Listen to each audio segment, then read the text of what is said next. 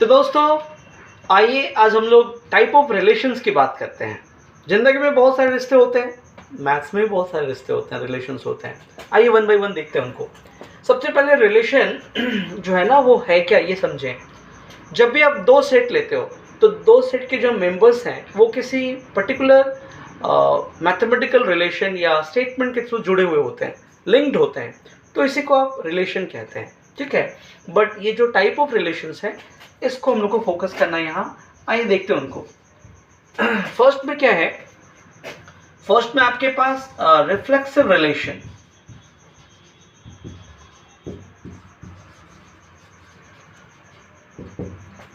Suppose आपके पास एक relation है, if A R A such that A comma A belongs to R. देखिए आप जब एग्जांपल लेंगे तो पूरी बात समझ में आएगी, पहले आप स्टेटमेंट देख लीजिए। ए आर ए दैट मीन्स एक सेट ए है और एक दूसरे सेट या सेम सेट ए के साथ वो रिलेशन में है, और ये रिलेशन ऐसा है कि ए कॉमा ए आर के अंदर है for all A belonging to A. देखिए ये जो कह रहा है थोड़ा कंफ्यूजिंग लग रहा है, क्या क्या बोल रहा है। आइए एग्जाम्पल से देखते हैं, इसको समझ में आ जाएगा सब कुछ। सपोज आपके पास एक सेट है ए और इसके मेंबर्स क्या है 1 2 3। ठीक है, अब एक रिलेशन है if A R A such that y is greater than or equal to x, y is greater than or equal to x, तो उस केस में ये r क्या होगा।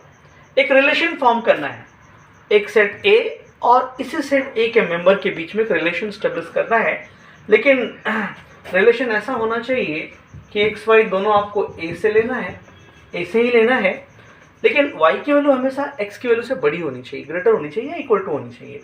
अब सपोज आप x को 1 लेते हो तो y क्या मिलेगा बोलो, y या तो x के इक्वल है या उससे ग्रेटर है, आपको मिलेगा 1 2 3।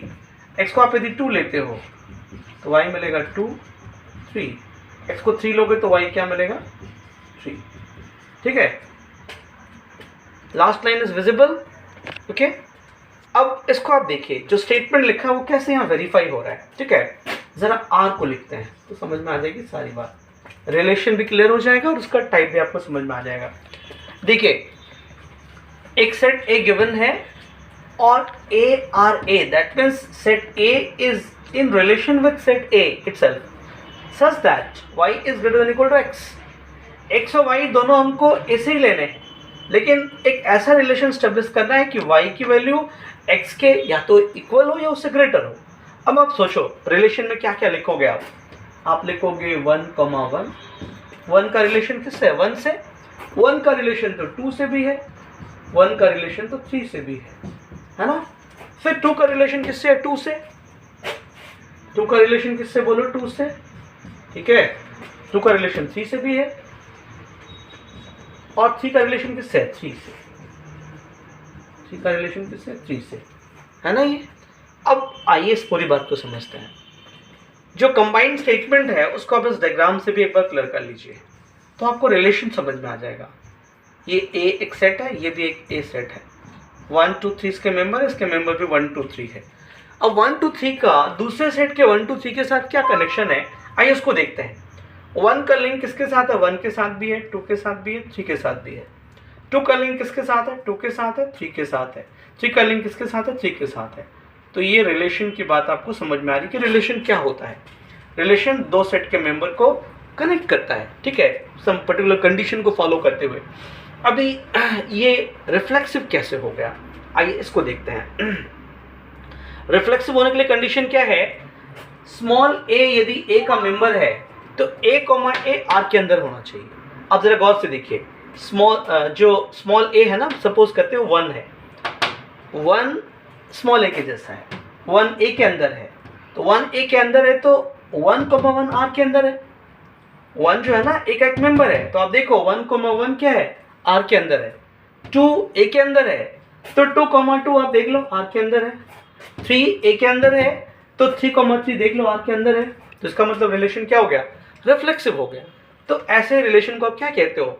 रिफ्लेक्सिव रिलेशन कहते हो, जिसमें गिवन सेट ए से कोई भी मेंबर आप स्मॉल ए लेते हो तो वो मेंबर जो है ना सेम ऑब्जेक्ट इमेज रिलेशन के साथ आर के अंदर अपीयर होता है। तो ऐसे रिलेशंस को क्या कहते हैं आप? रिफ्लेक्सिव रिलेशन कहते हैं। Okay fine. अब आइए देखते हैं सेकेंड टाइप ऑफ रिलेशन को, जिसे आप कहते हैं symmetric relation. Second type of function क्या है? Symmetric relation.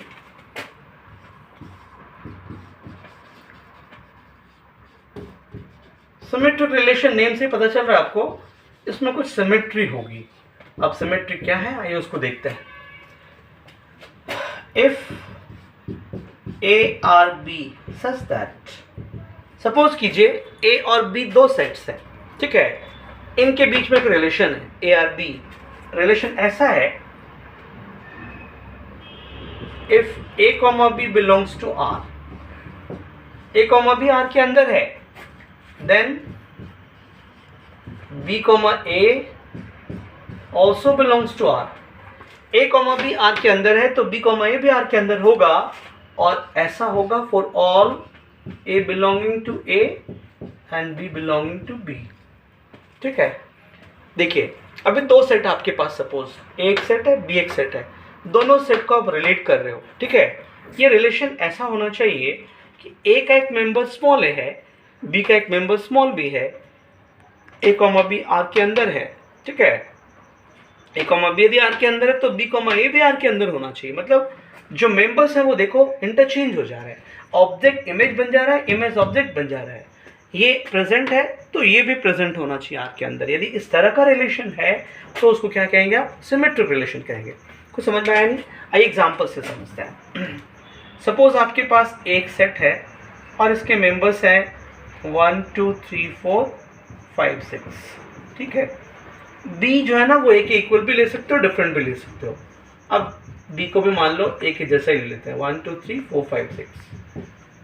ठीक है, अब एक रिलेशन को डिफाइन करते हैं, a r b such that x y equal to 6। Suppose x y का जो प्रोडक्ट है वो 6 के इक्वल है। अब ये तो श्योर है कि x कहाँ से लेना है? a से। y कहाँ से लेना है? b से। ठीक है, x belongs to a and y belongs to b। अब आप सोचो यहाँ क्या क्या मेंबर्स होंगे। डायरेक्टली आप आर को लिख सकते हो, यहाँ से एक नंबर लेना है, यहाँ से एक नंबर लेना है, बट दोनों का जो प्रोडक्ट है ना वो 6 के इक्वल होना चाहिए। ऐसा रिलेशन डिफाइन किया है ना, रिलेशन कुछ इस तरह से डिफाइंड है। तो आप यदि x को 1 लोगे तो y क्या लेना होगा? 6। 1,6 आ गया। ठीक है, x को 2 लोगे तो y क्या लेना होगा आपको? 3। दोनों का प्रोडक्ट आपको 6 चाहिए।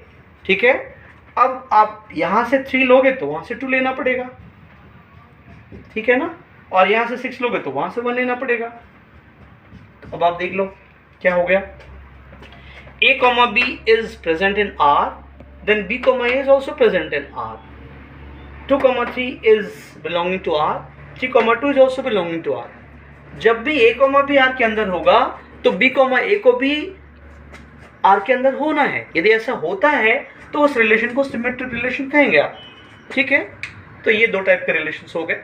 अब आइए थर्ड पे आते हैं। रिफ्लेक्सिव हो गया, सिमेट्रिक हो गया। अब आइए थर्ड पे, और वो थर्ड क्या है? थर्ड है ट्रांजिटिव रिलेशन। थर्ड क्या? Transitive relation.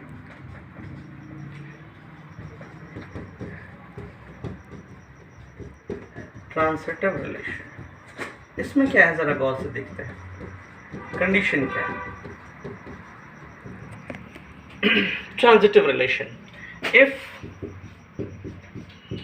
A R B such that A और B 2 सेट्स हैं, ये ऐसे सेट्स हैं A R B such that if A comma B belongs to R, B comma C belongs to R, A comma B R के अंदर है, B comma C भी R के अंदर है, then A comma C also belongs to R। देखिए a comma B यदि are के अंदर है, b कॉमा सी भी यदि आर के अंदर है, तो a कॉमा सी को भी आर के अंदर होना पड़ेगा। यदि ऐसा कंडीशन सेटिस्फाई होता है तो वो रिलेशन ट्रांजिटिव रिलेशन कहलाएगा। ठीक है ना। अब जरा गौर से देखो, इसका सेकेंड मेंबर और इसका फर्स्ट मेंबर आपने कट कर दिया, तो इसका फर्स्ट और इसका सेकेंड मिलके एक न्यू मेंबर जनरेट हुआ, that has to be present in the same relation R for the function to make it transitive. आइए देखते हैं एक एग्जाम्पल से। At for example suppose A equal to आपने लिया, आप ए एंड बी दोनों को सेम भी रख सकते हो, डिफरेंट भी रख सकते हो, ठीक है ना। सपोज ए इक्वल टू जो है आपने लिया, मान लो नेचुरल नंबर ले लेते हैं, ठीक है ना। A equal to B equal to natural number ले लेते हैं। क्या क्या मेंबर्स हो जाएंगे उसके, 1 2 3 4 5 6 डॉट डॉट डॉट इन्फिनिटी। ये आपके पास नेचुरल नंबर कलेक्शन हो गया ए बी दोनों के लिए। अभी आप रिलेशन की बात कर लो, A R B such that. A R B अब क्या है, कैसा है, आइए उसको देखते हैं। ए आर बी क्या है ना, कैसा है, उसको जरा गौर से देखते हैं, समझते हैं। देखिए A minus B mod, A minus B whole mod is even, A minus B whole mod is even, ठीक है। ये आपने एक एग्जांपल ले लिया, A minus B whole mod is even, ठीक है ना। ए आर बी ऐसा है कि ए माइनस बी का जो डिफरेंस, उसका जो मॉड है वो इवन होना चाहिए। अब आप सोचो आर के बारे में, थिंक अबाउट आर। हाँ, वन थिंग माइंड में रखो, 0 को इवन नंबर की तरह सपोज करना है, ठीक है ना। अब आप सोचो 1,3 आप ले सकते हो ना, 1,3 आप ले सकते हो, क्यों बोलो, 1 माइनस 3 तो -2 होगा, मॉड लोगे तो +2 होगा, +2 क्या इवन नंबर। 1,3 लिया आपने तो 3,5 भी ले सकते हो। यहाँ पे डिफरेंस क्या होगा, यहाँ पे डिफरेंस क्या होगा, -2 का मॉड करोगे क्या मिलेगा, +2, ठीक है। अभी 1 3 लिया, 3 5 लिया, अब आप बताओ 1,5 आप ले सकते हो कि नहीं, 1 5 भी ले सकते हो, बिकॉज यहाँ डिफरेंस -2 आ रहा था मॉड के +2, यहाँ डिफरेंस -2 आ रहा था मॉड के +2 जो इवन है, यहाँ डिफरेंस 4 आ रहा है, -4 आ रहा है, जिसका मॉड लोगे तो +4 हो जाएगा, वो भी इवन है। दैट मीन्स 1,3 आर के अंदर होगा अकॉर्डिंग टू कंडीशंस, वो सेटिस्फाई कर रहा है। 3,5 भी होगा आर के अंदर, तो 1,5 भी होगा, ठीक है। और इस तरह से बहुत सारे मेंबर्स इसके अंदर होंगे। हमको जो डिजायर्ड मेंबर चाहिए वो है या नहीं, वो चेक कर लेना है। हाँ, ऐसे सारे पॉसिबल केसेस पे आपको सोचना होता है, बट यहाँ समझने के लिए इतना सफिशिएंट है कि इस 1,3 है आर के अंदर, 3,5 है आर के अंदर, तो 1,5 का भी हक बनता है कि वो भी आर के अंदर हो, ठीक है। और इस तरह से आप देख पा रहे हैं कि इसका सेकेंड इसका फर्स्ट कैंसिल हो गया, 1 3 आर के अंदर है, 3 5 आर के अंदर है, तो 1 5 भी आर के अंदर है। तो ये रिलेशन को क्या बनाता है, ट्रांजिटिव रिलेशन बनाता है, ठीक है ना। अब क्या है, रिलेशन का एक और टाइप है जिसे आप कहते हैं symmetric relation. Symmetric relation, 4th number type, symmetric relation.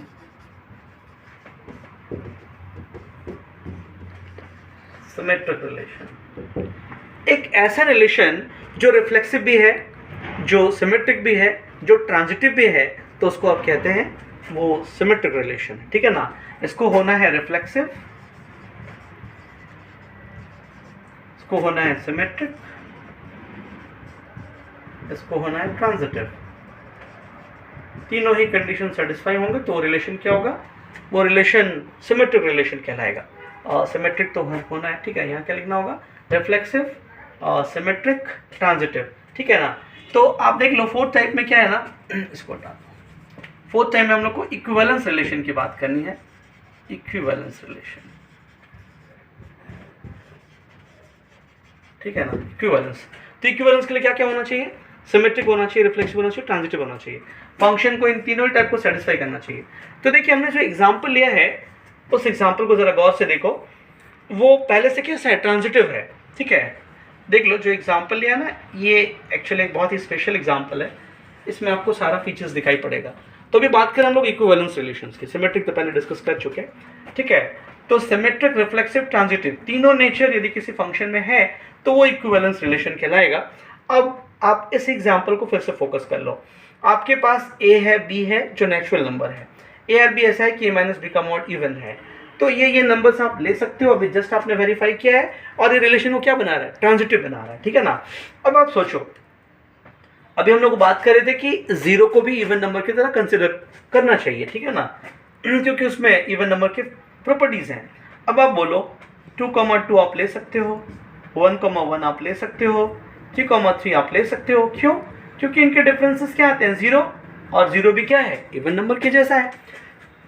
तो ये जो सारे नंबर्स आ सकते हैं आर के अंदर, ये रिलेशन को कैसा बनाते हैं, ये रिलेशन को बनाते हैं रिफ्लेक्सिव, ठीक है ना। और ये जो मेंबर्स आपने लिख रखा है, ये रिलेशन को बनाते थे ट्रांजिटिव, ठीक है। अब बात कर लो कि 1,3 यदि आर के अंदर है तो 3,1 को भी तो आर के अंदर होना चाहिए। यहाँ डिफरेंस -2 आ रहा है, उसका मॉड इवन नंबर है। यहाँ डिफरेंस +2 आ रहा है, वो भी तो इवन नंबर है। 3 5 है तो 5 3 भी आर के अंदर आएगा। तो इस तरह से मेंबर्स लेकर के आप वेरीफाई कर सकते हो कि ये जो रिलेशन है, ठीक है ना, इन कंडीशंस में, ठीक है, ये रिफ्लेक्सिव भी है। ये पूरा लाइन देखो रिफ्लेक्सिव नेचर को शो करता है। रिलेशन जो है वो सिमेट्रिक भी है ना, 1 3 है तो 3 1 भी है, 3 5 है तो 5 3 भी है। और ये रिलेशन ट्रांजिटिविटी को भी शो करता है, क्योंकि 1 3 है 3 5 है तो 1 5